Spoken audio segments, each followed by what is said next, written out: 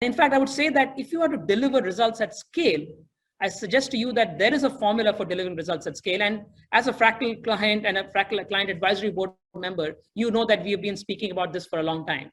It is about AI, smart algorithms. It's about engineering, and it's about design. And the results formula is essentially AI multiplied by engineering squared, multiplied by design squared. And I'll tell you why we think it's engineering squared and design squared. AI, smart algorithms. Yes, we know that already. It is the intelligence in the system.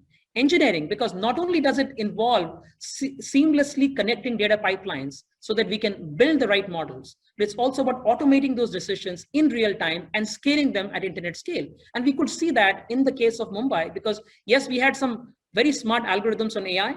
We were using a concept called RT, which was real-time spread indicator. The idea was that R, which is the rate of spread of the disease, was itself changing every day based on the various kinds of practices, masks and social distancing and other kinds of policies that were there in place. So we were using a real-time RT and building a machine learning models on top of that. On engineering, we started doing, we had to connect all the data pipelines and deliver results in literally 3 days.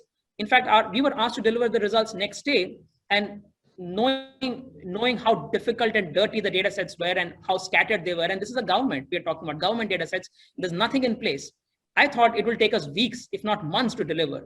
But we could start delivering results to them in 3 days because of cloud computing and other kinds of infrastructure that was there. We could really quickly, in a very flexible way, start delivering outputs that they could use within 3 days. And from a design standpoint, it was always the problem kept changing, and we had to drive those decisions. We had to not only produce the data and the results, but really work with the decision makers, explain to them, and help them drive greater policy. And because engineering has these two dimensions, I think it's far more important. AI, great, but engineering, super critical, and design, even more critical. That's why I think driving results through AI is about AI times engineering squared times design squared.